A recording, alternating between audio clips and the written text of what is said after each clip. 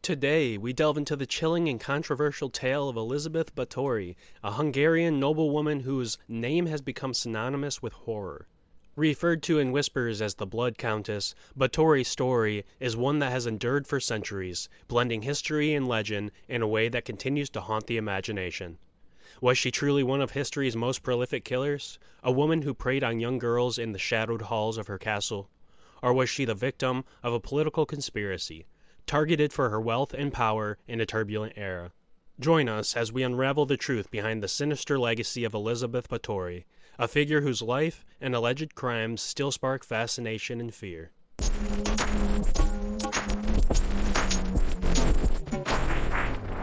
Hello and welcome to the 15th episode of Beneath the Shadows. I'm your host, Travis Fenn, recording today from the comfort of the Shadow Realm, my office studio here in Ypsilanti, Michigan. Always, I want to say big thank you for tuning in, for checking out the show, for taking the time to rate and review. Your feedback means the world to me, and your positivity just keeps me motivated to keep exploring the dark and mysterious stories that lie just beneath the surface.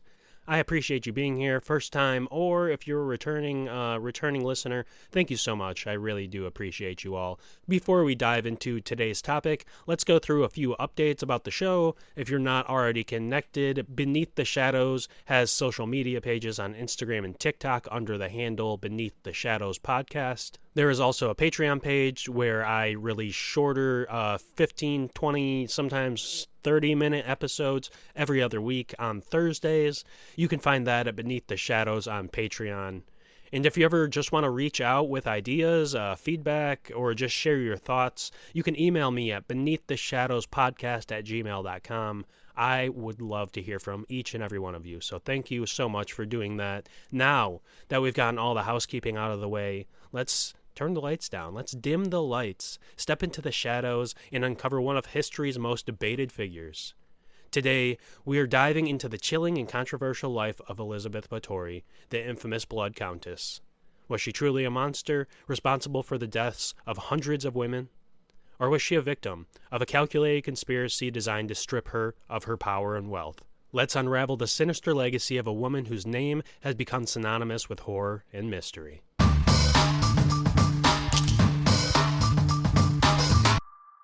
Elizabeth Báthory was born on August 7, 1560, in near Bathory, Hungary, into one of the most prominent noble families in Europe, the House of Bathory. Feels like some Game of Thrones shit, the House of Bathory. The House of Bathory was an old and powerful Hungarian noble family of the Gunteled. I should have looked this one up. Gutkeled.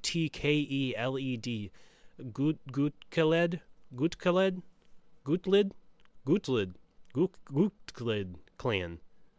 One of those is probably not even close to being right. The family rose to significant influence in Central Europe during the late Middle Ages, holding high military, administrative, and ecclesiastical positions in the Kingdom of Hungary. The Bathory family's influence extended across Hungary, Transylvania, and Poland. In the early modern period, the family produced several princes of Transylvania and one king of Poland, and Grand Duke of Lithuania, which was Stephen Bathory. Elizabeth's father, Baron George VI Bathory, and her mother, Baroness Anna Bathory of Somlyo, were cousins. The classic 16th century go-to, gotta keep it in the family.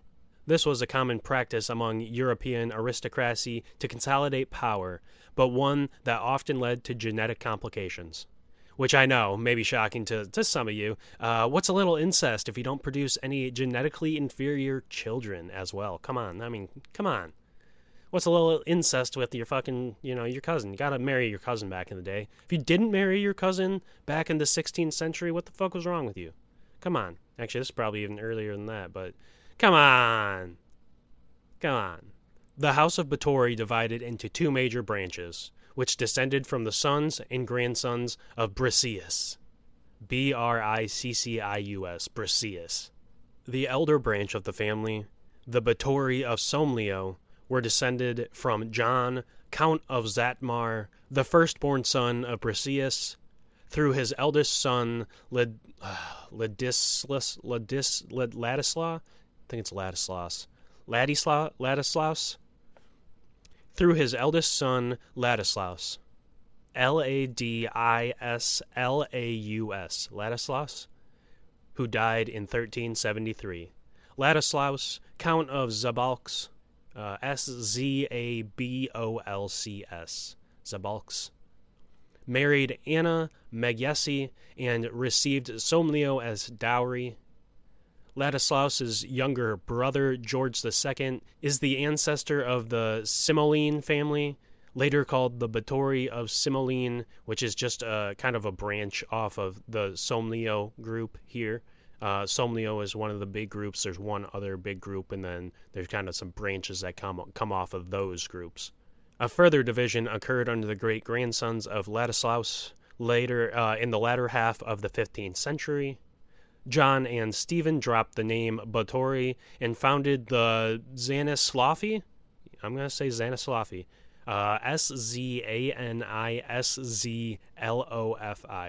Zanislofi family, while Nikolaus continued the Somlyo branch. The younger branch of the family, the Bathory of Esed, were descended from Luke, the youngest son of Briseus. Luke possessed wide estates in Zatmar and was granted by King Charles Robert the lordship of Esed, where he built the castle called Huseg, Huseg, but the U has a double dash above it and the E has a single tilde or whatever they're called above it. This branch, since they retain the possession of Bator, are sometimes called of Bator, or the younger branch near Bator, which means new Bathory. This is the branch that Elizabeth was a part of. Elizabeth's childhood was a blend of privilege and darkness. Born into a privileged and noble family, she was endowed with wealth, education, and prominent social rank.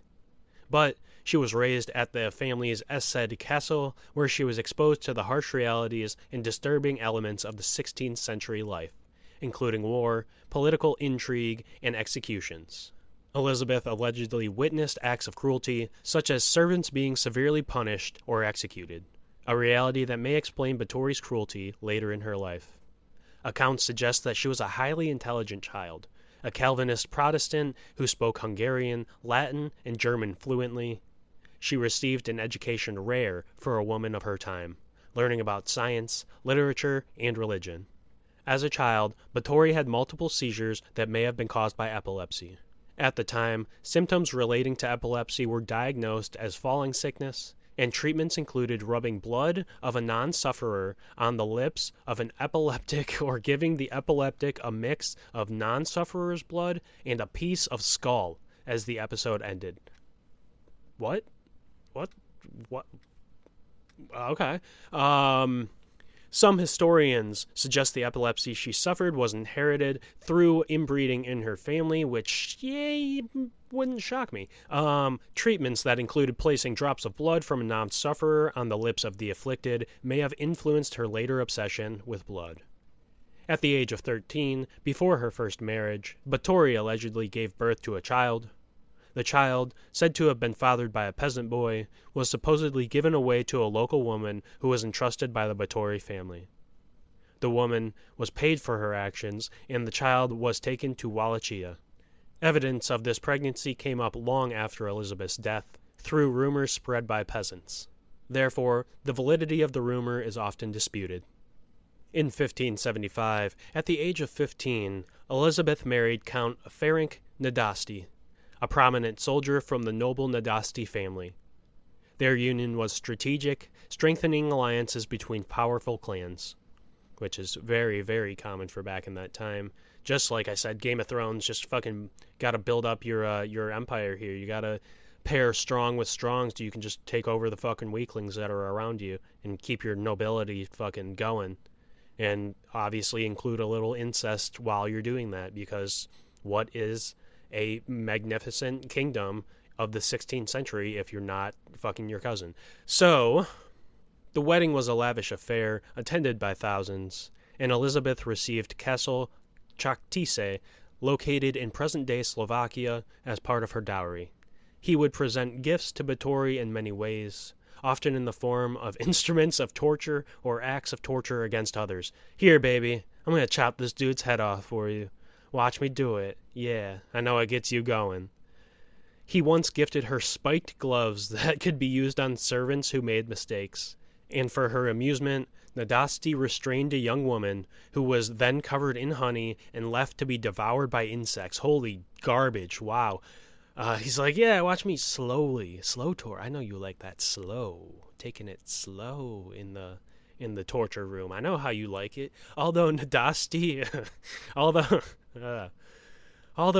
wasn't the only influence in Bathory's life during this time, her Aunt Clara introduced her to adult group activities as well as people who are considered to be shady, like witches and alchemists. This lady over here mixing up her fucking brew. This guy, he's gonna turn some fucking water into gold. Watch it fucking happen. Watch me do it. Now watch me do it. Ferenc, known as the Black Knight of Hungary for his brutality on the battlefield, was often away fighting against the Ottoman Empire. During his absences, Elizabeth managed the vast estates, which gave her considerable authority. This role usually included responsibility for the Hungarian and Slavic people, providing medical care during the Long War, 1593 to 1606. Never even heard of the Long War. I never really studied too much 16th century history, though, or early 17th century, so that makes sense. And Bathory was charged with the defense of her husband's estate, which lay on the route to Vienna. The threat of attack was significant, for the village of Cete, Csejte, had previously been plundered by the Ottomans, while Sarvar, located near the border that divided Royal Hungary and Ottoman-occupied Hungary, was in even greater danger. Contemporary records describe her as a competent and effective administrator, ruling together with the Cete country house and 17 adjacent villages, though some accounts hint at a domineering personality. The couple had 5 children, but only 3 survived into adulthood, also very common for back in that day. Can't keep all of these bitches alive. There's too many diseases going around. One of these fuckers even gets the flu. They're gone. They're gone. Anna, Orsolya, and Paul.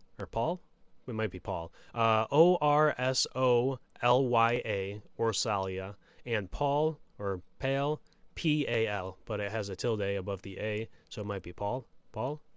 Elizabeth Bathory's eldest daughter, Anna, was born in 1585, and later married Nicola VI Zrinski.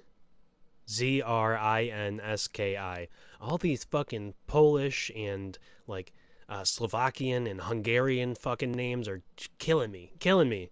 My pronunciation is terrible already. I have a terrible time reading some of these words, and these are just fucking get me, man. Her other children included Orsolya, as I had mentioned, born in 1590, who married Istvan II Benyo, Catalin, who was born in 1594, who later lost their life. Other than that, their life is pretty unknown.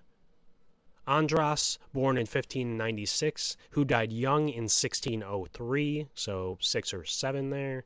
And Paul, so it's Paul. I have a note here. P-A-L, Paul, born in 1598. Paul went on to father Franz III Nadasti, one of the key figures in the Magnate conspiracy against Holy Roman Emperor Leopold I. The name Leopold just makes me think of fucking South Park and goddamn Leopold Stotch. Fucking Butters. Bitch-ass Butters. Everyone knows it's Butters. That's me.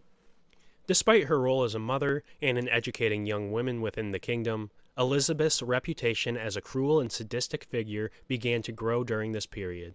Elizabeth's husband, Ferenc Nadasti, passed away on January 4th, 1604, at the age of 48. While the exact illness that led to his death remains unclear, it is believed to have begun in 1601, causing severe and persistent pain in his legs.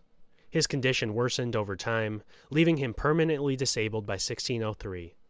Nadasti, and Elizabeth Báthory had been married for 29 years. Before his death, he entrusted the care of his heirs and widow to Georgi Turzo, the man who would later oversee the investigation into Bathory's alleged crimes. And I'm probably pronouncing the fucking terrible garbage out of his name. Probably pronouncing it so wrong. Gyorgy. So it looks like Georgi or Georgi. Georgi. I don't know. And then Turzo, Thurzo. Might be right, might be Thurzo, which kind of sounds weird, but I'm saying Turzo. Though following Ferenc's death, Bathory would inherit his lands and vast wealth, a result that may have resulted in the treasonous accusations against her. So people looking to take over that land and that wealth that she inherited from her husband. She's overseeing a whole empire at that point. Definitely gonna have some motherfuckers gunning for you when you're on your come up. You're already pretty much there, but then your husband dies and you inherit everything pretty much, all the wealth. You fucking made it, and people are gonna be gunning for you. That's for sure. Watch your head, Elizabeth. People are coming for you.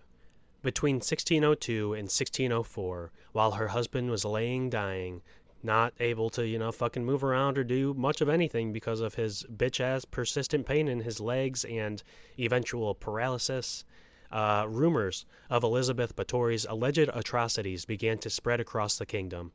Lutheran minister Istvan Magyari publicly denounced her actions and lodged complaints with the court in Vienna. In 1610, King Matthias II appointed Georgi Turzo, the man I had mentioned before, the Palatine of Hungary, to lead an investigation into the accusations. Turzo, in turn, commissioned two notaries, Andras Kereszturi, Kereszturi, and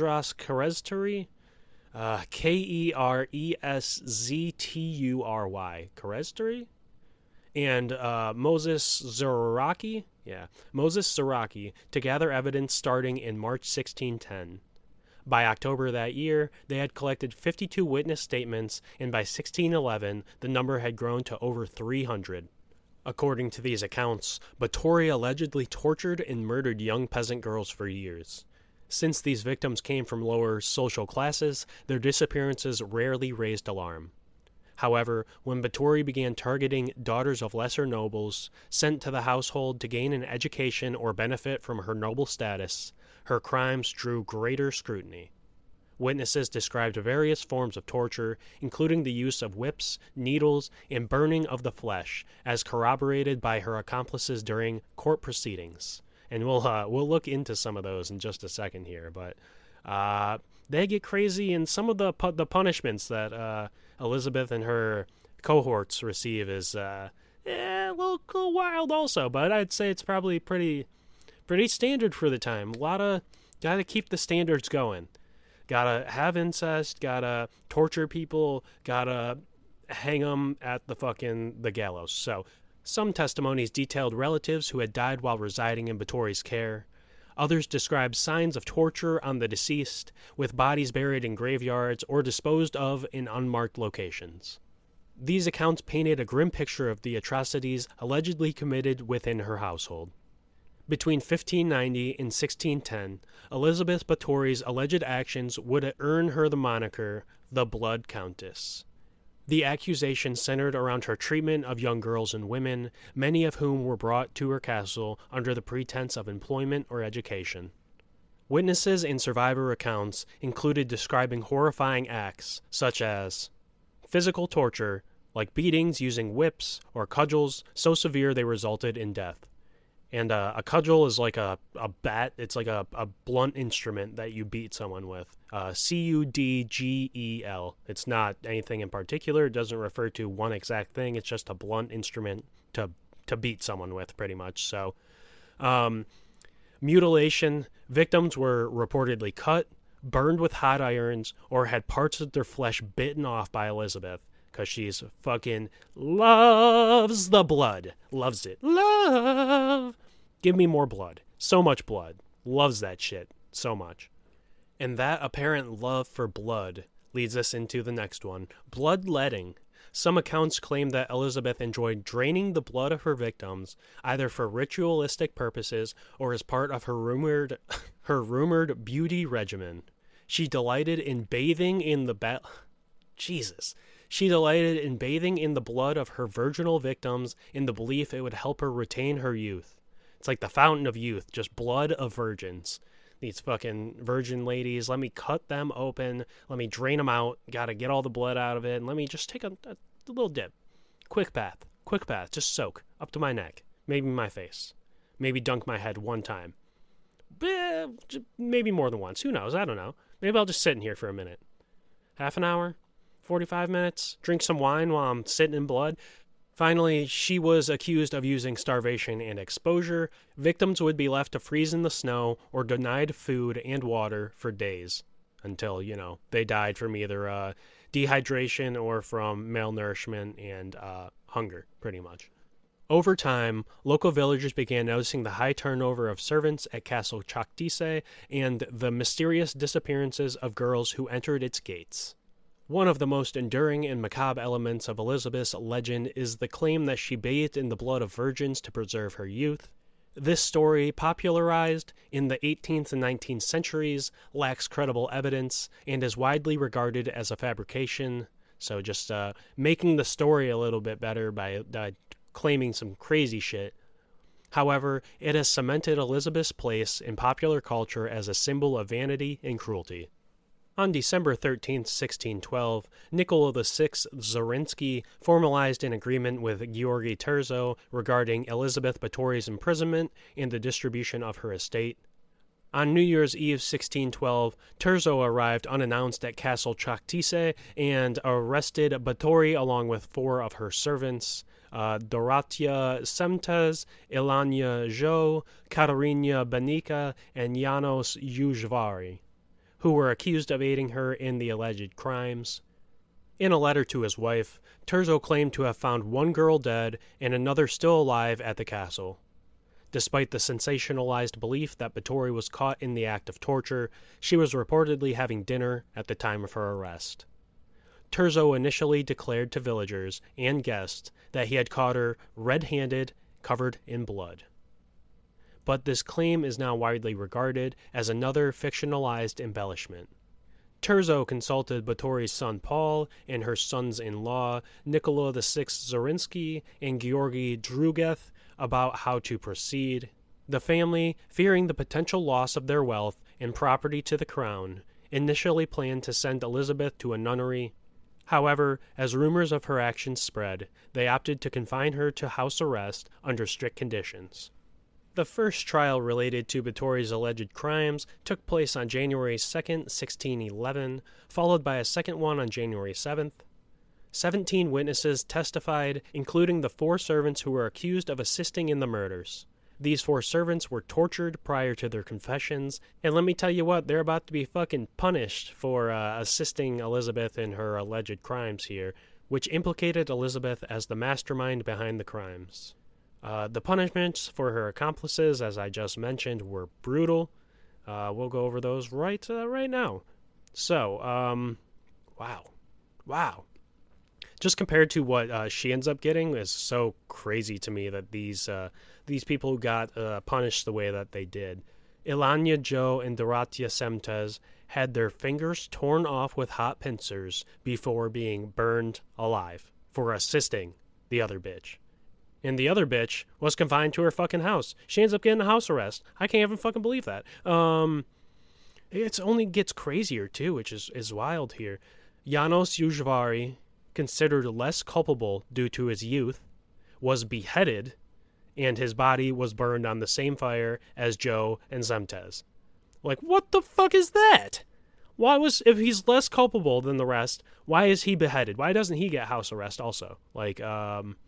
Especially since one of these other people do get, a life imprisonment type of thing going on.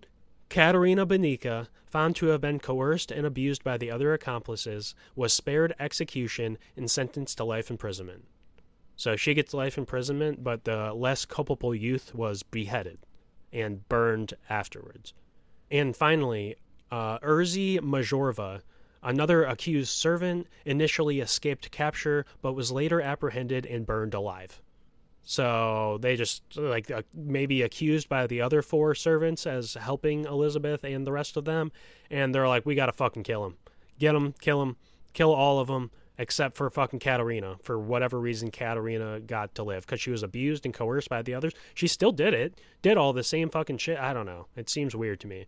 Maybe a lesser sentence. I guess she does get a quote-unquote lesser sentence, but that's still seems like she should die if the rest of them die.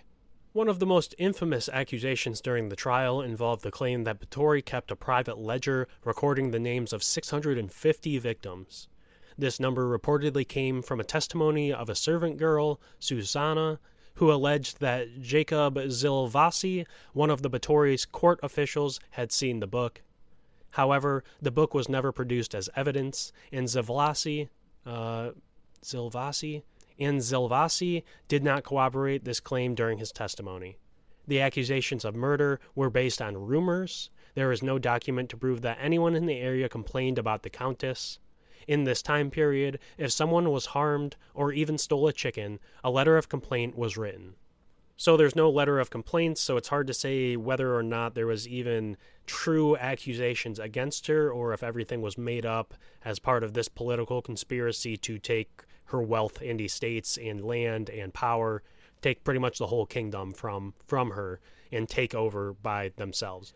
And, standard for back in that day, I'm sure that there were a lot of people who were pissed that a woman had power and wanted to take that, especially the men. I'm sure there was maybe some women who were pissed about it too, but especially the men were probably super pissed that she had so much power, that she had so much wealth and land, that she was pretty much ruling a kingdom. Following her trial, Elizabeth Báthory was confined to Castle Countess, while Terzo claimed she was walled into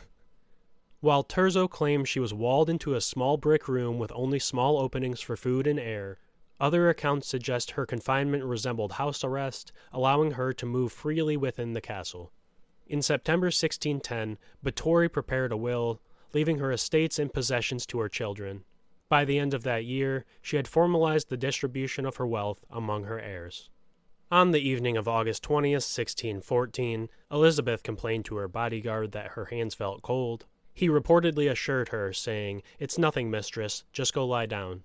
The next morning, she was found lying face down, dead at the age of 54. She was initially buried in the church at Countess on November 25th, 1614, but local villagers protested having her interned in the cemetery. It is believed her remains were moved to her family's estate in Ased and placed in the Bathory crypt, though the exact location of her grave remains unknown. The veracity of the charges against Elizabeth Báthory have long been a topic of debate. Some historians, such as Laszlo Nagy and Irma Zadesky-Kardos, argue that Bathory may have been the victim of a conspiracy motivated by political and financial interests. Probably, I would say, but if you killed hundreds of people, you'd probably have at least a little evidence of it, especially back in the day. You don't got no fucking heavy chemicals or bleach or fucking whatever to clean it up. I mean, you'd probably have, as many laborers as you fucking wanted to clean it up and force people to fucking clean this stuff up, but then you'd have more witnesses. I don't know. I don't think so. I don't think she killed hundreds. Maybe she one time or twice killed a couple to do some bloodletting or blood bathing or whatever the fuck. Maybe. It sounds like it's probably not the case, but maybe. Her extensive wealth and vast landholdings in Hungary, which expanded after her husband's death, made her a target for rivals. King Matthias II, for example, owned a significant debt to Bathory, which was cancelled following her arrest. Others point to religious and political tensions of the time as potential motivators. Hungary was embroiled in conflicts with Protestant and Catholic factions, as well as struggles against Ottoman encroachment and Habsburg domination. Habsburg, not Hadsburg. Elizabeth's Calvinist upbringing may have made her a convenient target for Catholic authorities seeking to consolidate power. Additionally, it is common belief that many, if not all, of the accusations came from witnesses who were tortured or manipulated in some way before they gave the confession. like I said earlier, definitely tortured beforehand, before giving the confessions, and someone who isn't used to that kind of shit or isn't, like part of the army or some shit probably is like, I don't want to get fucking tortured or killed or anything. I'll give you whatever you fucking want. Instead of a murderer, Anushka Bailey argues, Bathory may have been a subversive figure who was a threat to the kingdom's power structure, especially given evidence that she taught many young women to read and may have owned a printing press. Radical acts during the period in which she lived. However, counter-arguments suggest that the investigation was initiated by Lutheran minister Istvan Magyar's complaints rather than a Habsburg plot. Additionally, Terzo claimed to have found physical evidence of her crimes, including dead and dying victims at the castle, though these reports may have been exaggerated or misinterpreted, especially throughout the centuries since. So, what was Elizabeth Báthory's legacy like? Was Elizabeth Báthory a ruthless murderer or a scapegoat for political ambitions? Did the role of misogyny have any play in shaping her legacy? Is she comparable to other infamous historical figures like Vlad the Impaler? Either way, the enduring appeal of her legacy lives on in horror and pop culture. Elizabeth Báthory's story remains shrouded in mystery, blending historical fact with folklore. Whether she was a ruthless serial killer or the victim of political intrigue, her legend endures, cementing her place as one of history's most infamous and enigmatic figures. A local museum dedicated to the Countess in Chakhtise and groups of tourists and villagers who ascend the rocky hills to the castle above the town are testaments to the power her legacy still holds over the region. Her story has, also, transcended history, inspiring countless books, films, and legends, such as Countess Dracula in 1971, a horror film by Peter Sasti, Immoral Tales in 1973, a portmanteau film, the third segment, Elizabeth Báthory, which is her actual given name, Erzsebet, Elizabeth Báthory, is centered on the Countess. Eternal in 2004, a Canadian thriller featuring a character inspired by Bathory named Elizabeth Kane. Or The Countess in 2009, a drama historical film written and directed by Julie Delpy. So those are all like, TV and film movies or shows. And then there is some music also that has been inspired by her. I'm sure there's been a couple of books, a lot of other literature, entertainment, books, films, legends, television, fucking music, all that shit. A lot of pop culture stuff that has been inspired by Countess Bathory, the Blood Countess. And with that, let's take the sweet time now, the good, the extraordinary moments, to look at today's main marks.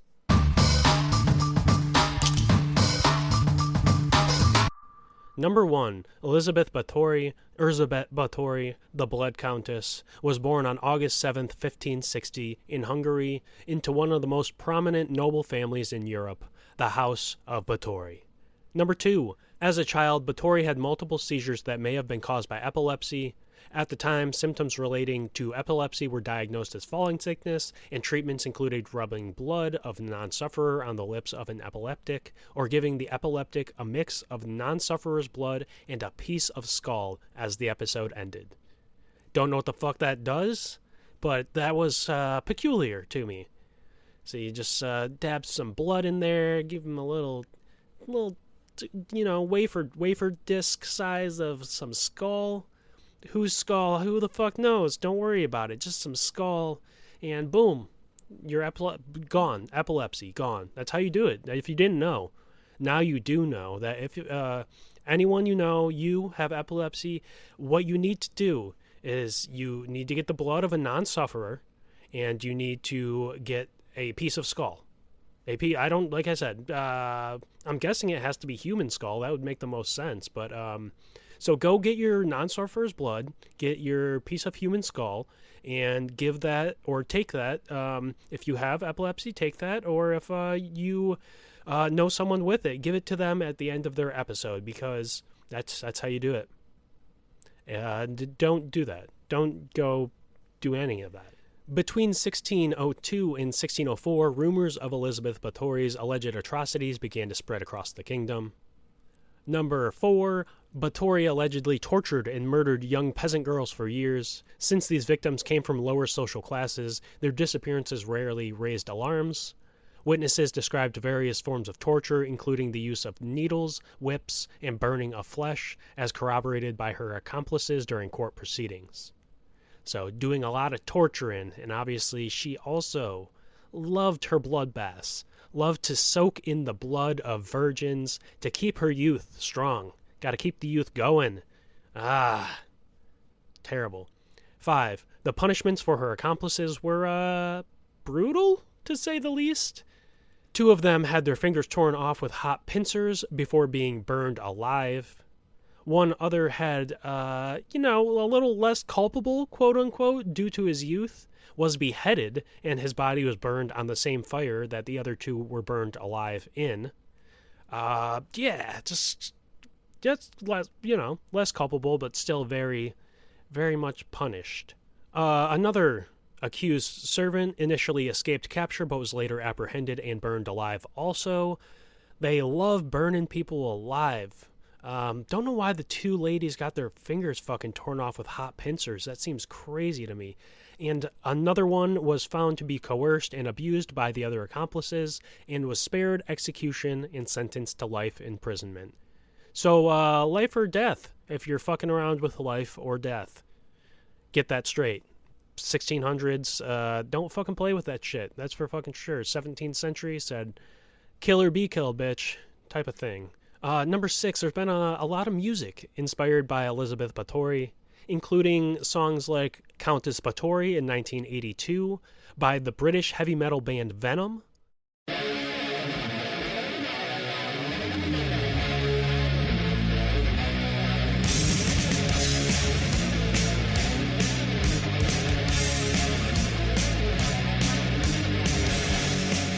Elizabeth Báthory in 1989 by the Hungarian black metal band Tormentor. This is a story about Elizabeth Báthory. Her blood is also clean Hungarian blood.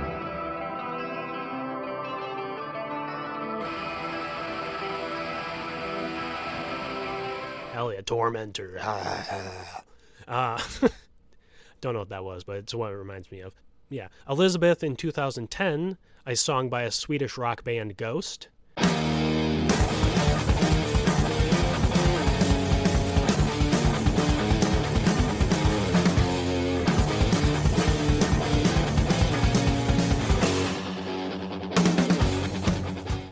Jeez. And The Iron Maiden and the Dreamy Princess, a song by Vocaloid artist Jerusalem.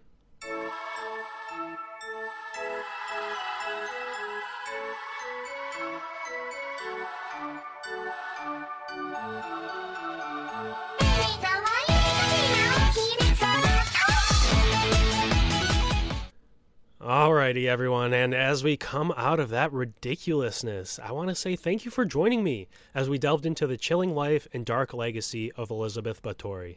Her story, shrouded in horror, mystery, and controversy, serves as both a cautionary tale and a reminder of the mysteries that linger within history. If you found the episode captivating, entertaining, or educational even, please consider sharing it with fellow fans of true crime, historical intrigue, or anyone who enjoys exploring the macabre corners of the past. And of course, don't forget to rate and review. Please, it makes a hell of a difference. So much fucking difference. I appreciate you going out there, giving the show 5 stars, maybe leaving a review about what you love about the show, or if you hate it, just go give the show 5 stars and just leave a little note about what you hate, because I can, I'll take those notes and just improve the show from there. Your support truly makes a difference, and I appreciate the fuck out of each and every one of you. Be sure to follow Beneath the Shadows on Instagram and TikTok at Beneath the Shadows Podcast, and check out the Patreon at Beneath the Shadows for exclusive shorter episodes every 2 weeks on Thursdays. And those are free right now, free until the new year. After the new year, they will be $3 each month. I appreciate you guys checking that out. The last Patreon episode tackled the dramatic events of the Spaghetti House siege of 1975. And the next one promises yet another intriguing detour into a lesser-known tale from history. So thank you. Thank you for being here. Thank you for checking that out. Thank you for checking the show out. Next week, we're shifting gears for a bizarre yet fascinating tale. The tale of 16th century astronomer Tycho Brahe. It's a story of a man who has some trials and tribulations in his life, loves looking at the stars, and is well renowned for a couple different wild and curious things. So be sure to check back next Sunday and every Sunday for new episodes. Until then, stay curious, stay bold, and as always, keep looking beneath the shadows. Peace out, everyone. Wow, wow, wow.